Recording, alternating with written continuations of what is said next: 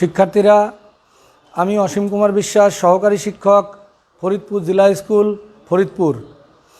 আমি এখন তোমাদের রসায়ন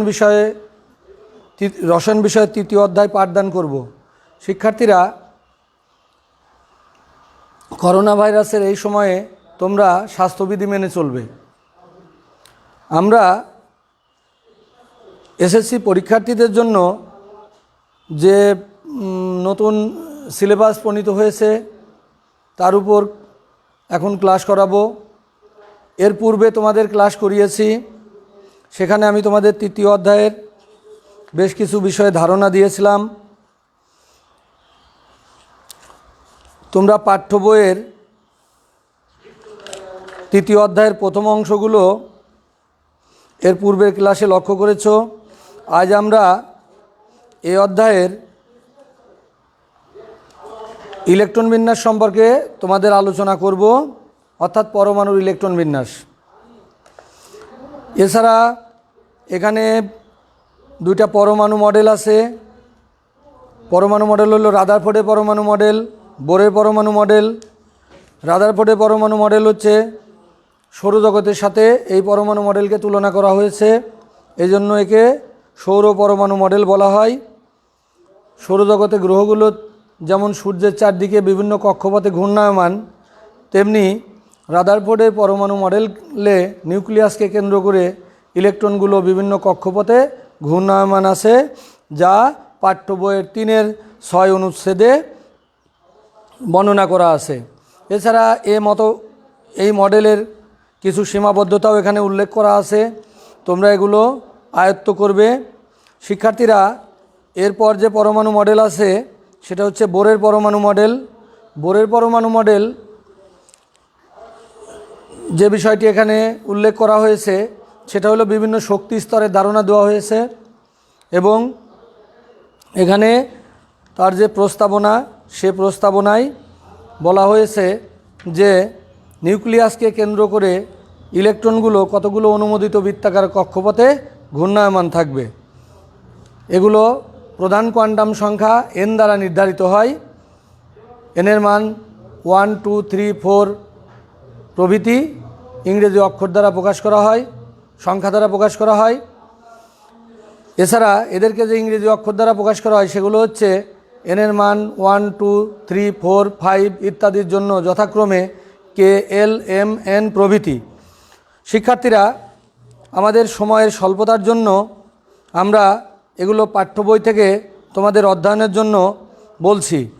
আমাদের পাঠ্য বইয়ে অত্যন্ত সুন্দরভাবে এটা বর্ণনা করা আছে 43 পৃষ্ঠায় বোরের পরমাণু মডেল 3-6-2 অনুচ্ছেদে।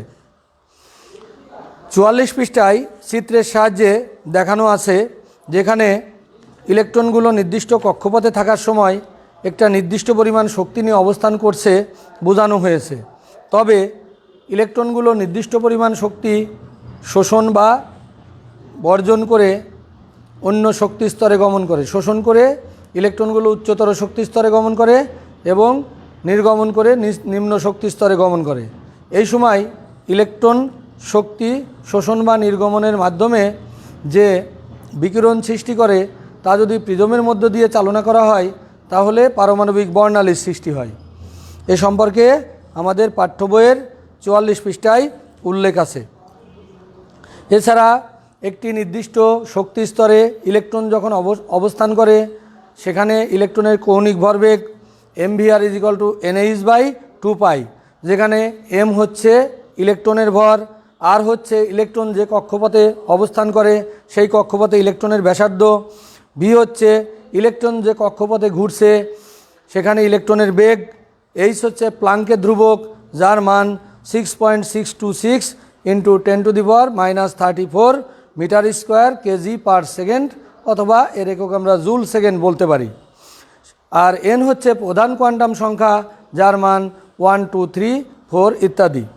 তো শিক্ষার্থীরা, আমরা বোরের মডেলে যে প্রস্তাবনা বলেছি এবং যে চিত্র আমাদের পাঠ্য বইয়ের 44 পৃষ্ঠায় আছে সেখানে ইলেকট্রন নির্দিষ্ট পরিমাণ শক্তি শোষণ বা বিকিরণ করে অন্য শক্তি স্তরে গমন করছে এবং এই শোষিত বা বিকিরিত শক্তির পরিমাণ হচ্ছে H nu is equal to H C by lambda, যেখানে নিউ হচ্ছে ওই শোষিত বা বিকিরিত যে বিকিরণ তার কম্পাঙ্ক, ওই শক্তির কম্পাঙ্ক, আর সি হচ্ছে আলোর বেগ, এর মান হচ্ছে 3 × 10⁸ মিটার পার সেকেন্ড, এবং ল্যামডা হচ্ছে শোষিত বা বিকিরিত শক্তির তরঙ্গ দৈর্ঘ্য।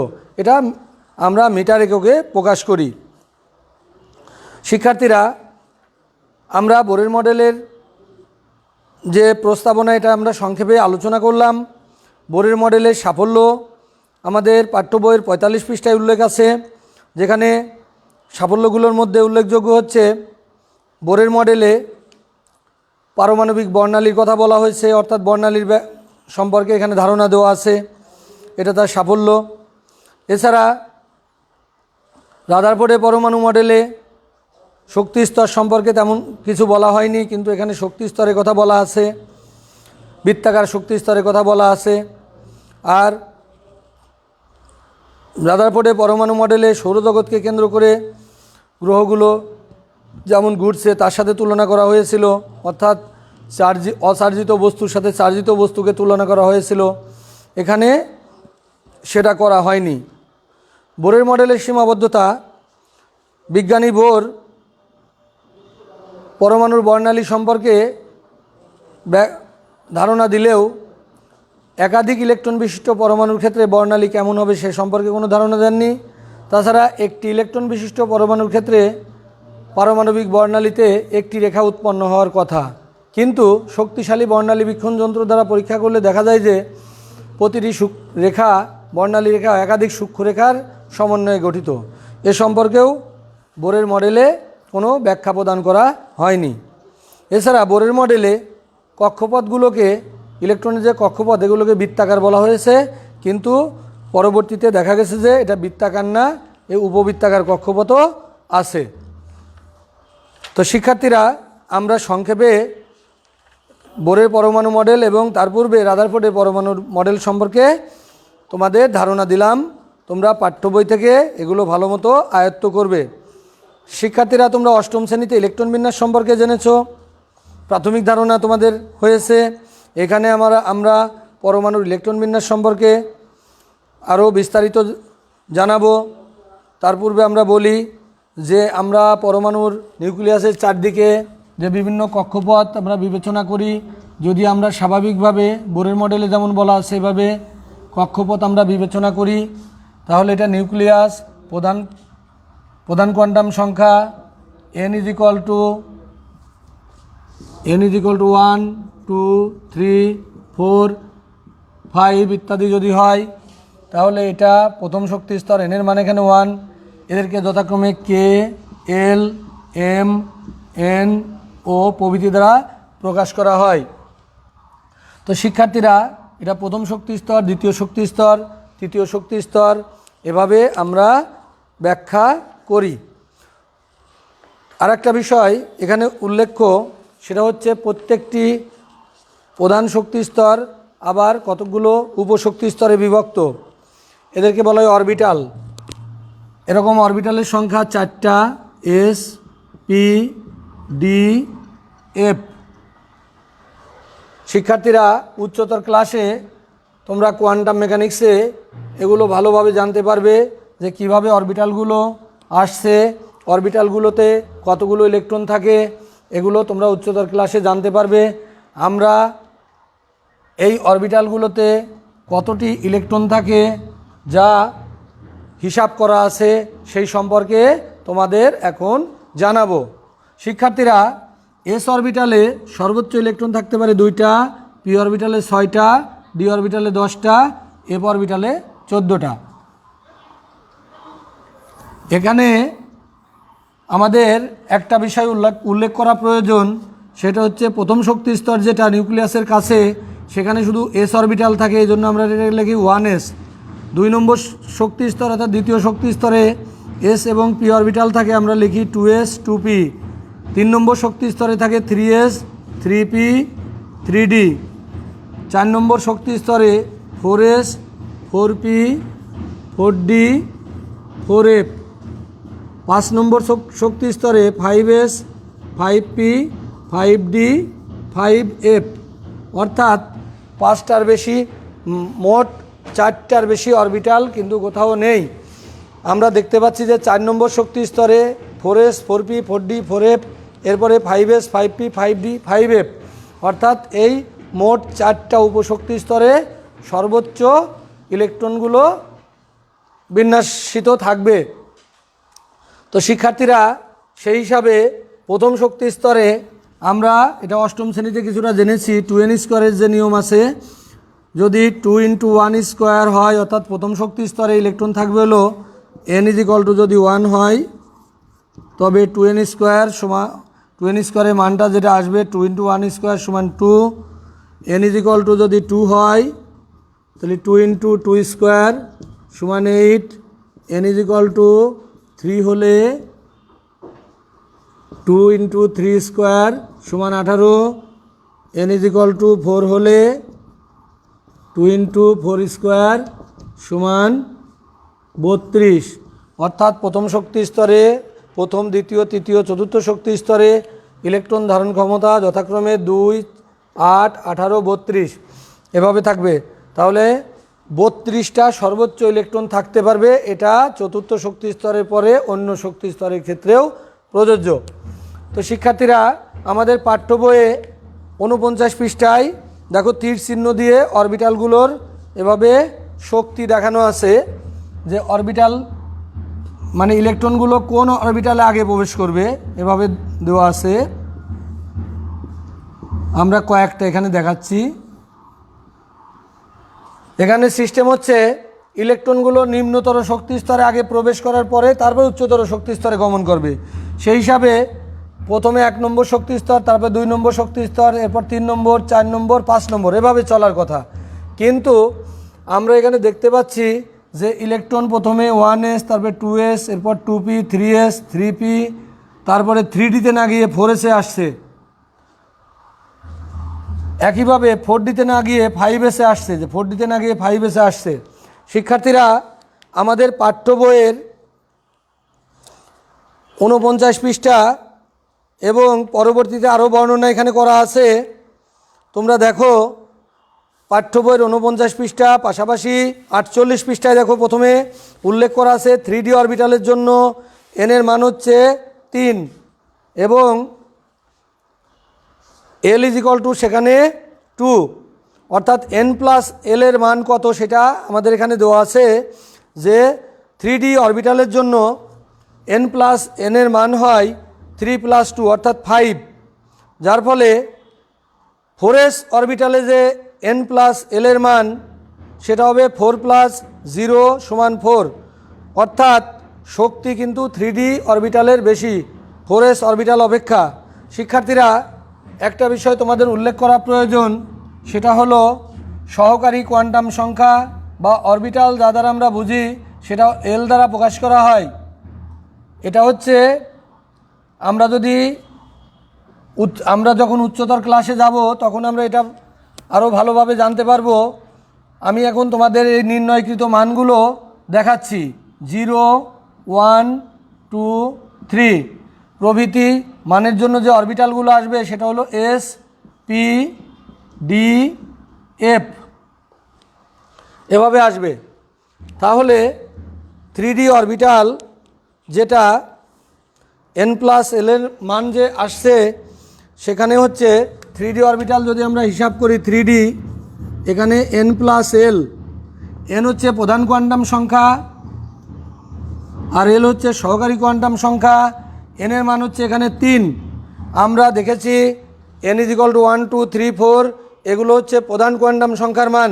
তাহলে 3d যে অরবিটাল এখানে প্রধান কোয়ান্টাম সংখ্যার মান হচ্ছে 3 এবং সহকারী কোয়ান্টাম সংখ্যা এর মান হচ্ছে l। l এর মান আমরা দেখতে পাচ্ছি যে যদি d অরবিটাল হয় তাহলে l এর মান 2, তাহলে টোটাল যে মানটা আসবে সেটা হচ্ছে 5। আর 4s অরবিটাল, 4s এর ক্ষেত্রে প্রধান n + l এর মান আসবে হলো প্রধান কোয়ান্টাম সংখ্যা এখানে 4, অতএব 4 যোগ s অরবিটালের জন্য আমরা দেখতে পাচ্ছি এল এর মান হচ্ছে 0, তাহলে এই মানটা আসবে 4। এখানে 5 ইজ গ্রেটার দ্যান 4, অতএব 4s অরবিটাল অপেক্ষা 3d অরবিটালের n+l এর মান বেশি। এই জন্য ইলেকট্রন 3d অরবিটালে প্রবেশ না করে 4s অরবিটালে প্রবেশ করবে। শিক্ষার্থীরা একইভাবে 4d অরবিটালে প্রবেশ না করে 5d অরবিটালে প্রবেশ করবে। আমরা এটাকে এভাবে ব্যাখ্যা করতে পারি যে ইলেকট্রন ns অরবিটালে আগে প্রবেশ করবে এবং n-1d অরবিটালে পরে প্রবেশ করবে। ns অরবিটাল অর্থাৎ nতম শেল, যদি এটা 4 নম্বর শক্তি স্তর হয় অর্থাৎ 4s, আর এটা n-1 অর্থাৎ 4-1 অর্থাৎ 3d যদি আমরা ধরি, তাহলে ইলেকট্রন এই 4s অরবিটালে আগে প্রবেশ করবে আর 3d অরবিটালে তারপরে প্রবেশ করবে। শিক্ষার্থীরা আমরা এখন কয়েকটা মৌলের ইলেকট্রন বিন্যাস আমি তোমাদের দেখাবো, তোমরা মনোযোগ দিয়ে এটা লক্ষ্য করবে।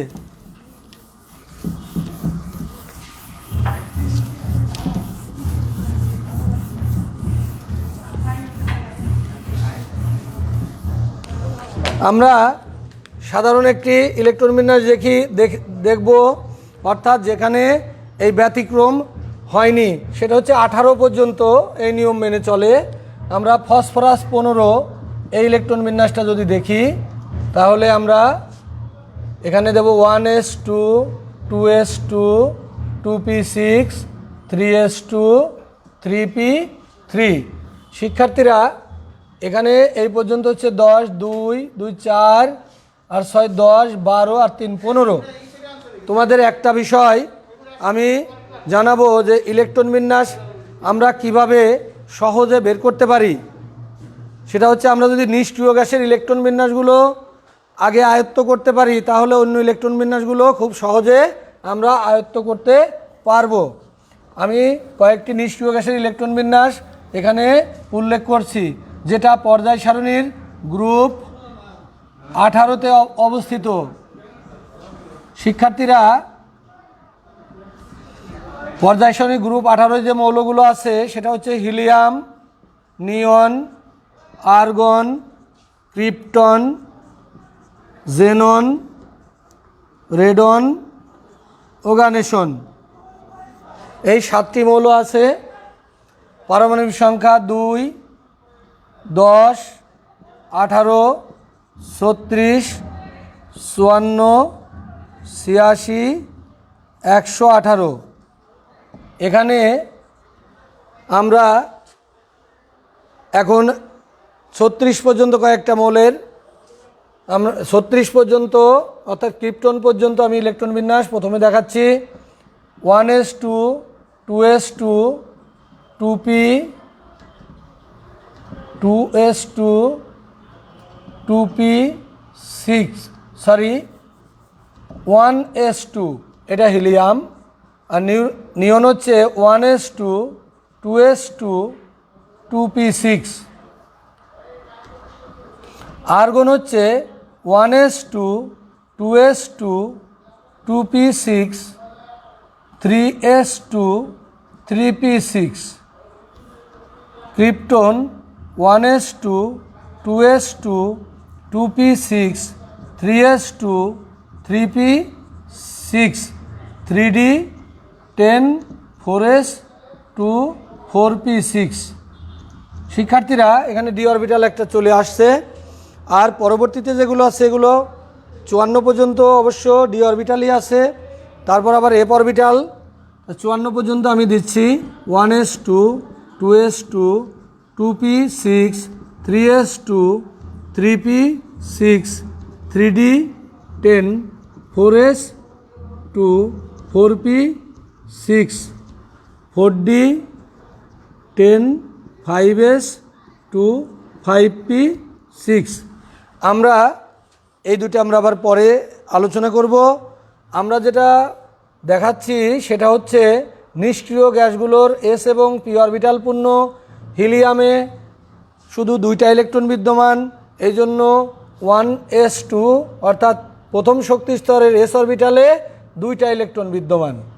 এখানে পি অরবিটাল আসার কোনো সুযোগ নেই, কারণ প্রথম শক্তি স্তরে পি অরবিটাল নাই, তাছাড়া এর ইলেকট্রন সংখ্যাও দুইটি।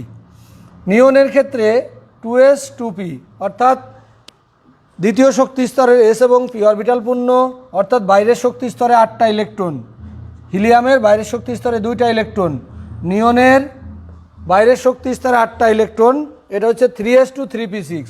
তাহলে আমরা যদি গ্রুপ ভিত্তিক ইলেকট্রন বিন্যাস চিন্তা করি তাহলে আমরা দেখতে পাচ্ছি নিয়নের হচ্ছে দ্বিতীয় শক্তি স্তরে অর্থাৎ 2s দ্বিতীয় শক্তি স্তর 8টা ইলেকট্রন, যেখানে ইলেকট্রন বিন্যাস বাইরের শক্তি স্তর হচ্ছে 2s 2 2p6, আর্গনের 3s 2 3p6, ক্রিপ্টনে 4s 2 4p6, জেননের 5s 2 5p6। একইভাবে রেডন এবং ওগানেশনের হচ্ছে রেডনের 6s 2 6p6, ওগানেশনের 7s 2 7p6। এই দুটি 4f orbital, redness 4f orbital এবং ওগানেশনে 5f অরবিটাল আসবে, যার ব্যাখ্যা আমি পরে দেখাবো। শিক্ষার্থীরা, তাহলে আমরা যদি ফসফরাসের ইলেকট্রন বিন্যাস চিন্তা করি তাহলে এই পর্যন্ত হচ্ছে আমাদের 10। আমরা এর পরের ইলেকট্রন বিন্যাস শুধু এর সঙ্গে গুনবো, আমার প্রথমের থেকে গোনার প্রয়োজন নাই, কারণ কি এই পর্যন্ত আমাদের 10 হিসাব করা আছে। তাহলে 10 আর তারপরে 3s 2, 10 আর 2 12 আর 3 15। এরপর যদি আমরা ক্লোরিনের ইলেকট্রন বিন্যাস লিখি 17, তাহলে 1s 2 2s 2 2p6, এ পর্যন্ত আমাদের 10 হয়ে গেল। এরপর 3 আমি বোঝানোর সুবিধার্থে দাগ দিচ্ছি, তোমরা লেখার সময় দাগ দেবে না। 3s 2 3p, এখানে কয়টা হলো 10 আর 2 12 আর 5 17। শিক্ষার্থীরা, আমরা এখন 18-র বেশি পারমাণবিক সংখ্যা বিশিষ্ট মৌলের ইলেকট্রন বিন্যাস দেখব। যেমন ক্যালসিয়াম, পারমাণবিক সংখ্যা 20, 1s 2 2s 2 2p6 3s 2 3p6। শিক্ষার্থীরা, আমরা 3p6 পর্যন্ত পূর্বেই জেনেছি যে 3p6 পর্যন্ত 18, কাজে এই পর্যন্ত আমাদের 18 হয়ে গেছে। এখন 20 হচ্ছে 3d, 3 নম্বর শক্তি স্তরে 3s 3p, এরপর 3d, কিন্তু 3dতে না গিয়ে পরের এসে চলে যাবে, অর্থাৎ 4s ইলেকট্রন যাবে 2টা। তাহলে আমরা দেখতে পাচ্ছি যে নিষ্ক্রিয় গ্যাসের ইলেকট্রন বিন্যাস অর্জন করার পর, অর্থাৎ ইলেকট্রনিক কাঠামো অর্জন করার পর ইলেকট্রনগুলো ডি অরবিটালে না গিয়ে, ওই শক্তি স্তরে ডি অরবিটালে না গিয়ে পরের শক্তি স্তরে এস অরবিটালে চলে যাবে, এবং এরকম পরাপর 2টা মৌলে যেতে পারে। যেমন আর্গনের ক্ষেত্রে পারমাণবিক সংখ্যা হচ্ছে 18, 18-র পরে 19 এবং 20 নম্বর মৌলে এরকম এস অরবিটালে যাবে। একইভাবে যখন 36 পারমাণবিক সংখ্যা আসবে, যেখানে 4p6, তারপর 4dতে ইলেকট্রন না গিয়ে 5s এসে যাবে, যেখানে দুইটা মৌলে পরপর যেতে পারে। 37 নম্বর মৌল অর্থাৎ রুবিডিয়াম এবং স্ট্রনশিয়াম 38 নম্বর মৌল, 38 পারমাণবিক সংখ্যা যার, সেক্ষেত্রে এরকম ইলেকট্রন বিন্যাস অর্জিত হবে। শিক্ষার্থীরা, আমরা এখন যদি ক্রোমিয়ামের পূর্বে আমরা টাইটেনিয়াম দেখাই, TI 22, 1s 2 2s 2 2p6 3s 2 3p6, এই পর্যন্ত 18। 3d আমরা লিখব, 3d কিন্তু এই 3 নম্বর শক্তি স্তরের সঙ্গে লিখতে হবে, অর্থাৎ প্রধান কোয়ান্টাম সংখ্যা কিন্তু ব্রেক হবে না। অনেকে চিন্তা করতে পারে যে 4s আগে লিখে তারপর 3d লিখবো, তা কিন্তু লেখা যাবে না। 3d লিখতে হবে আগে, ইলেকট্রনের হিসাবটা পরে করতে হবে। 4s, তাহলে এ পর্যন্ত 18 আর 2 20 আর 2 22, এটা টাইটেনিয়ামের ইলেকট্রন বিন্যাস। Chromium 24, 1s 2 2s 2 2p6 3s 2 3p6 3d 4s, তাহলে 18 আর 2 20 আর 4 24। কিন্তু এই ইলেকট্রন বিন্যাসটা এভাবে আমরা না লিখে লিখব হচ্ছে 4s1 3d5। শিক্ষার্থীরা, ইলেকট্রন বিন্যাসের ক্ষেত্রে দেখা যায় যে যখন n-1 ns n-1d এবং ns অরবিটাল আসে, অর্থাৎ সর্বশেষ শক্তি স্তর s, তার আগে যদি d থাকে, এখানে পূর্ণ বা অর্ধপূর্ণ হলে ওই বিন্যাস অধিক স্থিতিশীল হয়, অর্থাৎ এখানে 5 এবং 1। আমরা জানি ডি অরবিটালে সর্বোচ্চ ইলেকট্রন থাকে 10টা, কাজে 10-এর অর্ধেক হচ্ছে 5, তাই যখন 4টা আসবে, অর্থাৎ এখানে যখন 4 আসবে আর এখানে 2 থাকবে, তখন এখান থেকে এস থেকে একটা ইলেকট্রন ডিতে চলে আসবে, তাহলে 2টাই অর্ধপূর্ণ হলো। আবার n-1 ডি এন এস, এখানে যদি 2 এখানে 9 হয়, অর্থাৎ n-1 ডিতে 9টা আর এনএসে 2টা, তাহলে এস থেকে একটা ইলেকট্রন n-1 ডিতে চলে যাবে, তাহলে ডি পূর্ণ হলো, n-1 ডি পূর্ণ হলো আর এন এস অর্ধপূর্ণ হলো।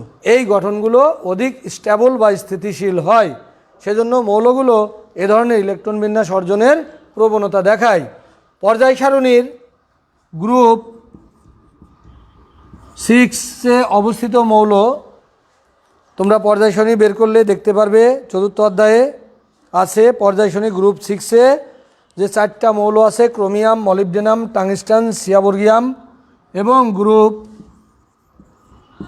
11-র যে মুদ্রা ধাতু আছে, কপার, সিলভার, গোল্ড, রঞ্জেনিয়াম, এই মৌলগুলো এই নিয়ম মেনে চলে। তবে এখানে লক্ষণীয় যে গ্রুপ 6-এ যখন অর্ধপূর্ণ হয় মৌলগুলোর, তখন কি হয়, তখন প্রথম 2টা মৌল এইটাই নিয়ম মানে, বাকি 2টা মৌলের ক্ষেত্রে ব্যতিক্রম পরিলক্ষিত হয়। শিক্ষার্থীরা, আমরা আরেকটা ইলেকট্রন বিন্যাস দেখি আরেকটা মৌলের, সেটা হচ্ছে nickel 28, 1s2 2s2 2p6 3s2 3p6 3d 4s, 18 আর 2 20 আর 8 28।